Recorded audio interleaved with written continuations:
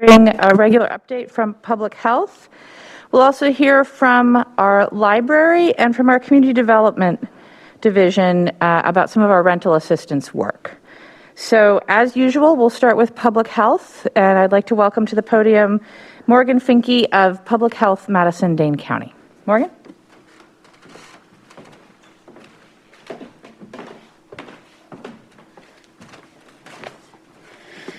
Good morning.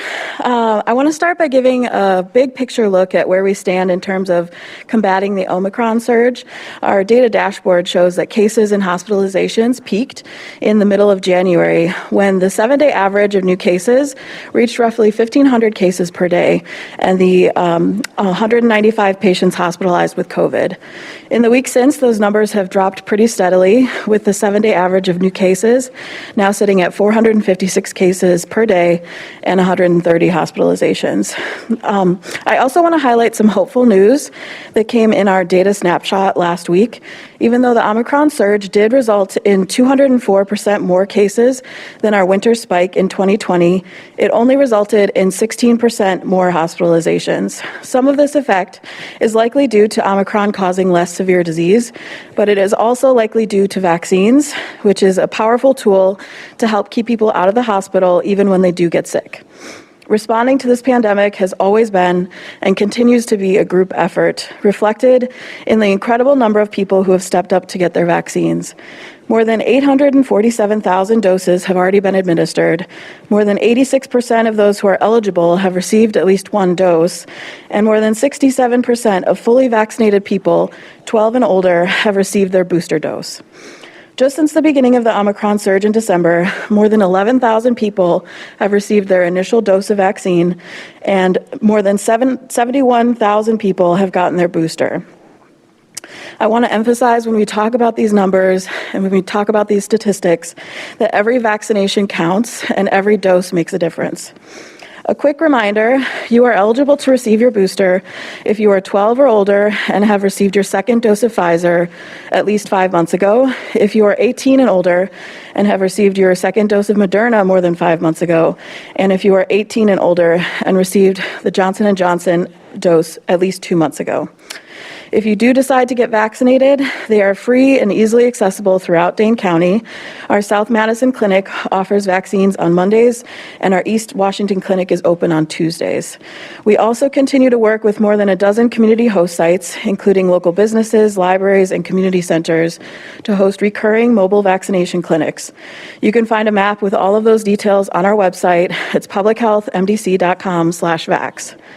And if you're experiencing symptoms or you had close contact with someone who has COVID, there are a number of ways for you to either get a free PCR test or a free rapid test. Community testing is available through our partners, Accelerated Clinical Labs, at the arena at the Alliant Energy Center, as well as the South Madison Clinic. You're encouraged to make an appointment, though we do accept walk-ins, and register within 72 hours of your appointment. When you do register, you'll get a QR code, and you can just show that to the staff on site at the testing site, and you can be in and out of that testing site within 5 minutes. And don't forget, you can also order free rapid tests to be delivered to your home through the U.S. Postal Service. We have those details on our website, publichealthmdc.com/testing. Thank you.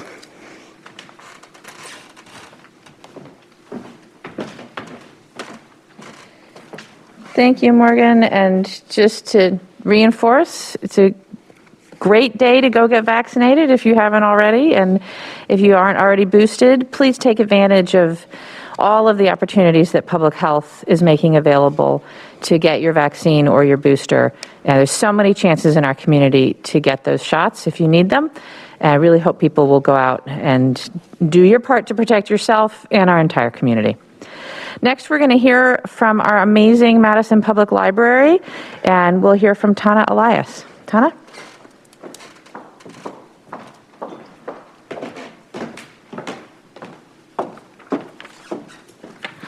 Good morning. Today, I'm here to talk about everyone's favorite topic, taxes.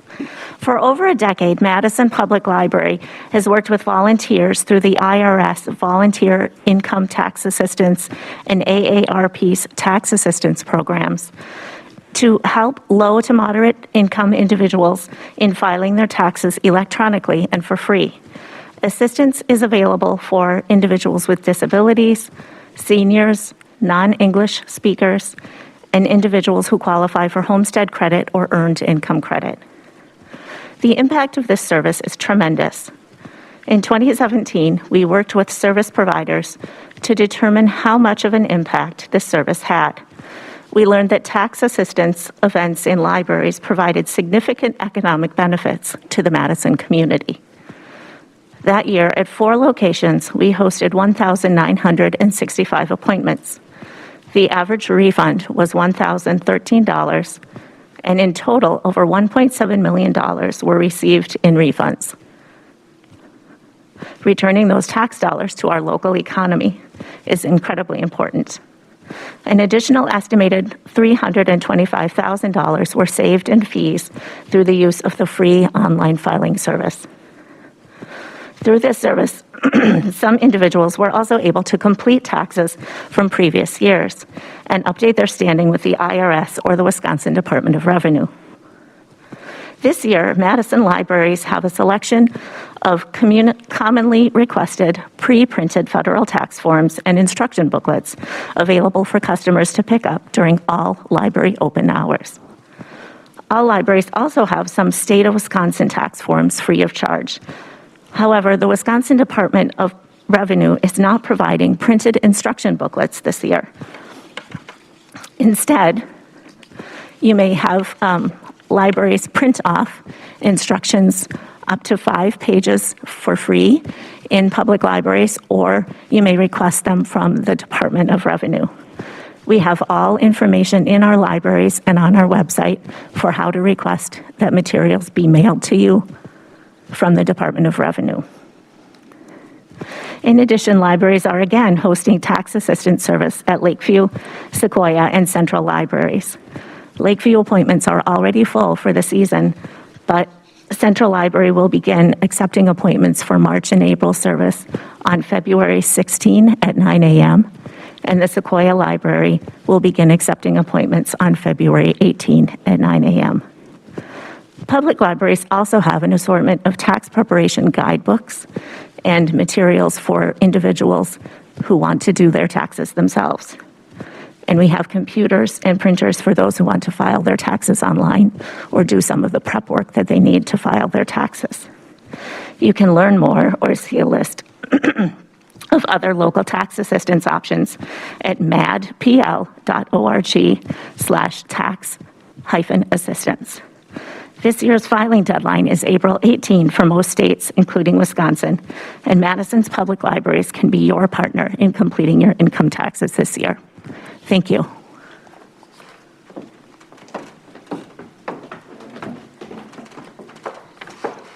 Thank you, Tana. It's a great service that our libraries offer to folks, and it's really remarkable to hear what an impact that has both on individual households in terms of the return that they get, and then amplified out into our community with having those extra dollars come back to Madison. I want to emphasize how important it is for folks, even if you wouldn't normally file taxes because you don't make enough money, to file taxes this year because you may be eligible for the child tax credit or the earned income tax credit. The rules around these tax credits changed because of the American Rescue Plan Act.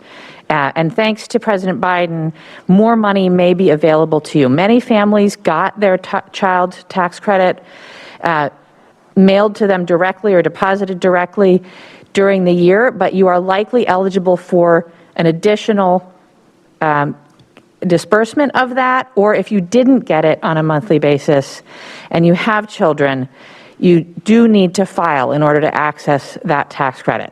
Similarly, the eligibility for the earned income tax credit has changed a little bit, so we really encourage folks to file their taxes, get the tax credits that you are eligible for. And obviously you can get the help of the library in doing that, or if you want more information about eligibility and how to get free assistance in filing your taxes, you can visit childtaxcredit.gov. That's childtaxcredit, all one word, .gov to find out more. All right. Our last speaker for today is from our Community Development Division. Linette Rhodes is here to talk about rental assistance.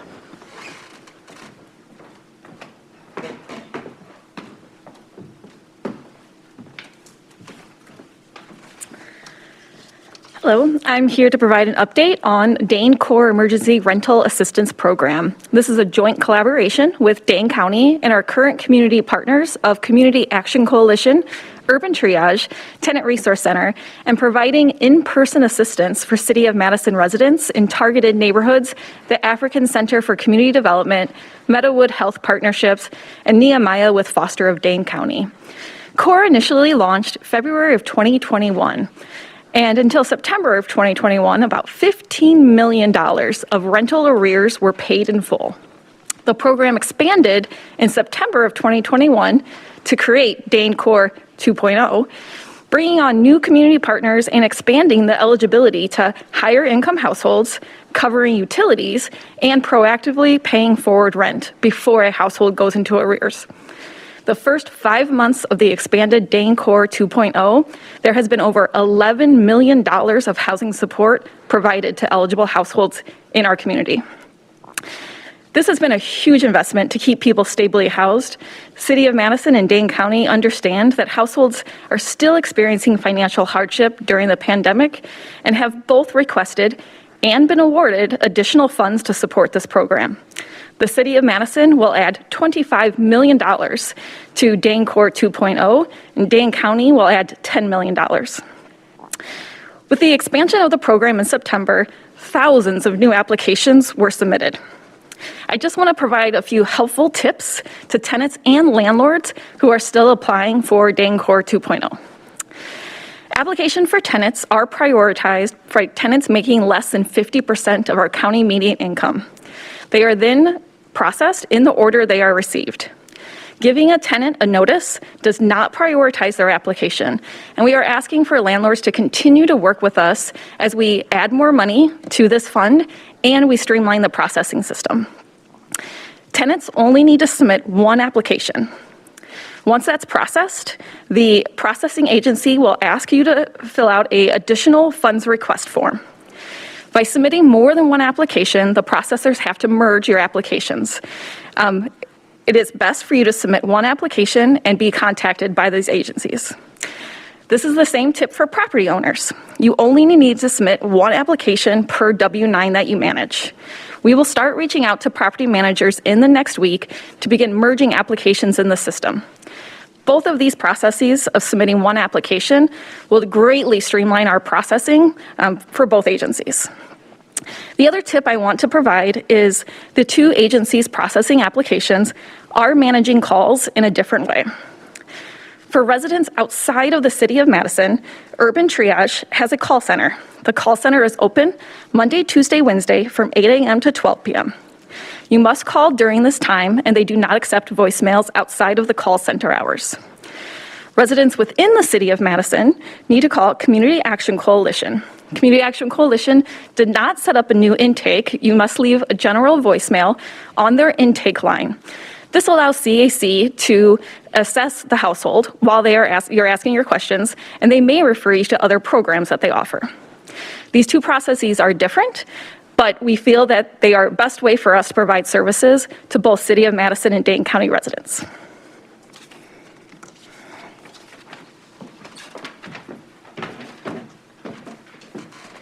Thank you, Linette, for that update. And I just want to thank Linette, her staff, the staff at our partner agencies, and everybody that's been involved in helping to get a tremendous amount of rental assistance out to people in our community who need it, who have been impacted by the COVID-19 pandemic. It's made a real difference. It has kept people in their homes. And I'll just add my voice to Linette's in asking folks to do their best to work through the process, and for landlords to please continue to work with our staff. The money is available and it will get out, and we need to keep people in their homes in the meantime. So this is a really great program. It's thanks to Governor Evers and President Biden that we're able to distribute these funds, and I'm really grateful for the work that it's doing in our community, again, to keep people housed and stable in their homes. All right, speaking of the American Rescue Plan Act and funds that have come through from the federal government to help our community, I just wanted to highlight aspects of our ARPA allocation plan. The council passed the plan last year, and our staff have been working diligently to implement portions of it. Obviously, the rental assistance is one way that funds are coming through, but we also have a program that's focused on connecting our most vulnerable residents to basic needs. And some of these funds are already out the door, helping organizations connect with people in our community that need this support. And I want to thank everybody who's been involved in that and give you just a few highlights and examples, because I think this is really important, good work. One partner that got some of these funds is Tellurian, and they have been working to conduct outreach to even more Madison residents experiencing homelessness than ever before, to provide them with connection to housing, with the supplies that they might need, and other services. And so that's really important work, and very happy that we've been able to support Tellurian in that work. The ARPA funding is also supporting outreach, which specifically deals with Madison's LGBTQ community. And outreach has assisted adults and families in the Madison area providing basic needs, including assistance for transportation, food, utility bills, clothing, and housing. Another program that we've been supporting is Empower Home, which is run by the YWCA of Madison. And they are helping participants with daycare, transportation, housing, and accessing benefits that they're eligible for. This helps families stabilize, get access to education, finish their degrees, and stay employed. I want to thank all of our partner organizations and the staff that are making this possible. And again, thanks to President Biden for the American Rescue Plan Act funding that makes this possible. Speaking of funding that's available, the Wisconsin Economic Development Corporation is running a Main Street Bounce Back grant, which provides $10,000 to new or existing businesses or nonprofit organizations that move into vacant properties in our downtowns and commercial corridors. Funds are still available through this grant, so if you fit that description of a business or nonprofit organization that is moving into a vacant property, these funds can be used to pay leases or mortgages, operational expenses, and other businesses' costs related to a new location. We highly encourage folks to take advantage of these grants if you're eligible for them. You can visit WEDC.org, that's WEDC.org, to learn more and click on the links for the Main Street Bounce Back Grant. Okay, so I know it's early and we talk about this a lot over the months and years, but it is time to talk about elections again. We do not have a spring primary here in the city of Madison on February 15th. Other places in Dane County do, but not here in the city of Madison. Our next election is April 5th for the spring general election. There's a number of things that will be on that ballot, including some judges, the Dane County Board of Supervisors, and school board seats, specifically seats 3, 4, and 5. So while you don't have to make a plan to vote in February, you should start to make your plan to vote in April and make sure that you're ready for that. You can visit the My Vote Wisconsin website to check your voter registration status, request an absentee ballot, and find out where your polling place will be in April. And of course, you can always contact our amazing city clerk at voting@cityofmadison.com or call 608-266-4601.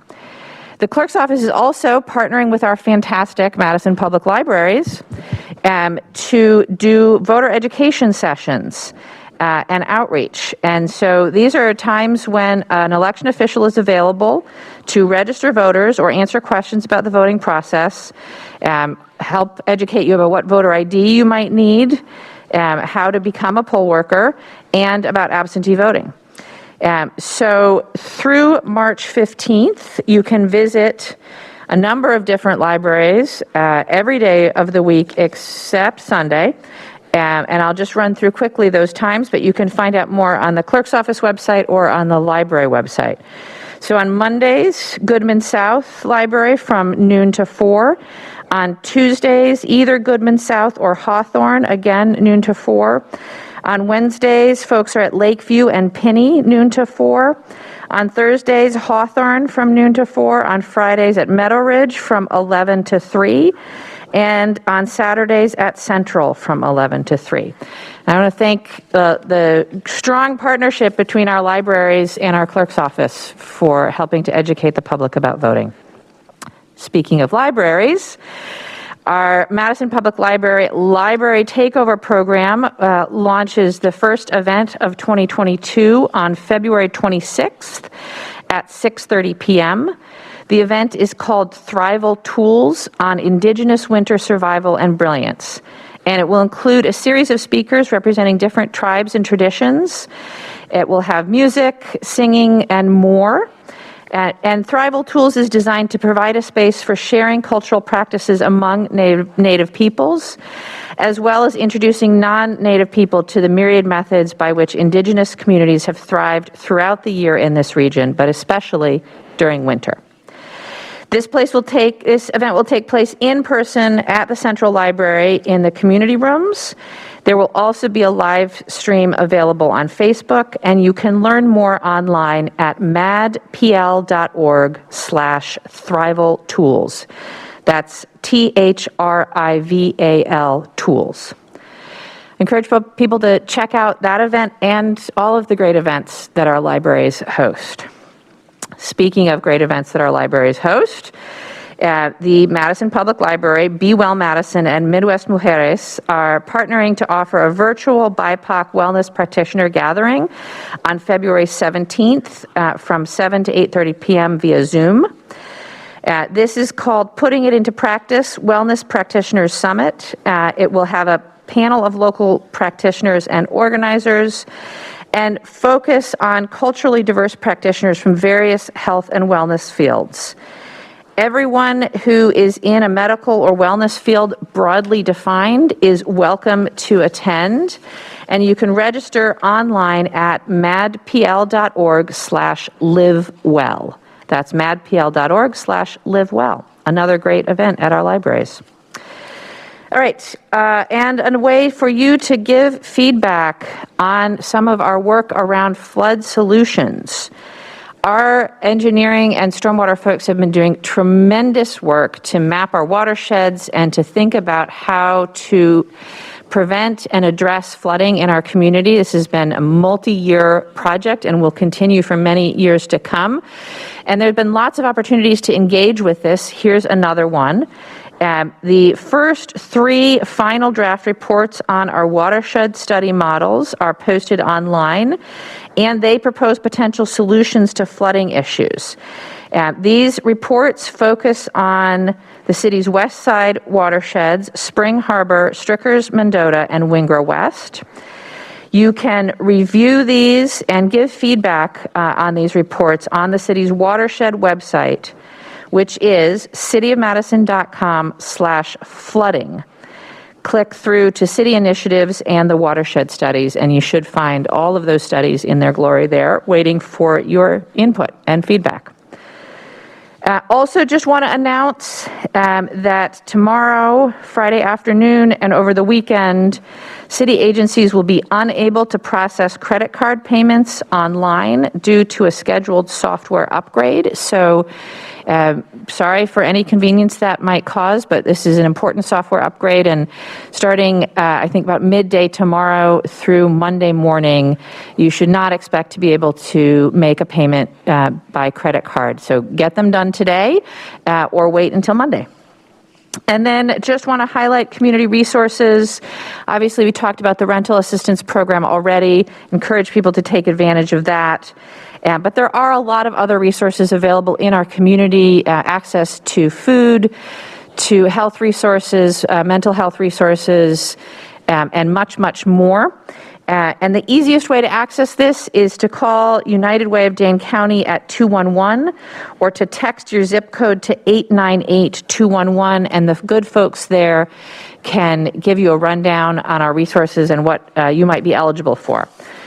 If you need computer access or internet to help in getting to some of those resources, our fantastic libraries can provide that for you, and you can make an appointment to use library computers. Just call 608-266-6300 or visit the nearest library branch. Many more resources and how you can access them are posted at cityofmadison.com. Click on the community resources link. You can also visit and subscribe to my blog at cityofmadison.com/mayor/blog, where the announcements that we make here and many more things are featured, and encourage folks to read that. Now, I will end as always with some upcoming meetings that may be of interest to folks. All of these meetings and many more are posted on the city's website. On the website, you can access agendas, notes from previous meetings. You can find out how to register to attend the meetings. All meetings are still virtual for the moment, so you will be attending via Zoom if you're interested. But all that information is on our website. So coming up today at 2:30, the Sustainable Madison Committee meets. At 5, the Equal Opportunities Commission.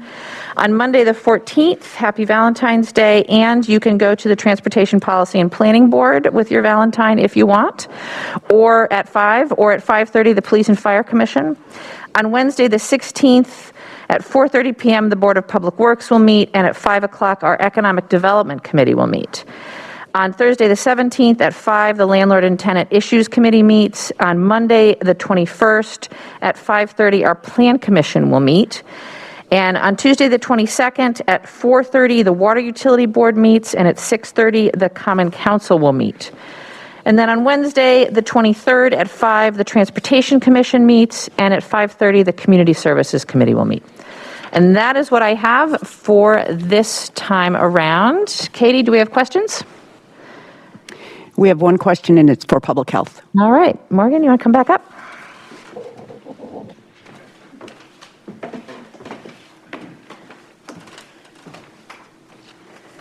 The question is as follows. Do other states, i.e. New Jersey, Oregon, California, dropping statewide mask orders impact public health Madison-Dane County's thought process in Dane County's mask mandate? Are there specific case counts, averages, hospitalizations that public health is using as metrics as it considers future mandates, with the current one ending March 1st? What are those metrics? So as we've said before, we consider a variety of metrics when we're making decisions about orders, and we typically make those announcements anywhere between a week and 2 weeks before the order is set to expire. So with the current order expiring on March 1st, you can expect an update here in the next week or two. Okay, thank you. Thanks.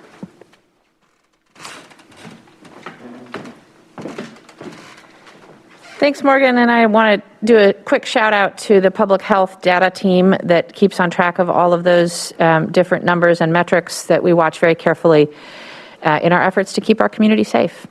Any other questions today? All good. That's it. All right. Thanks, everybody, for tuning in, and we will see you in a couple of weeks. Stay warm out there.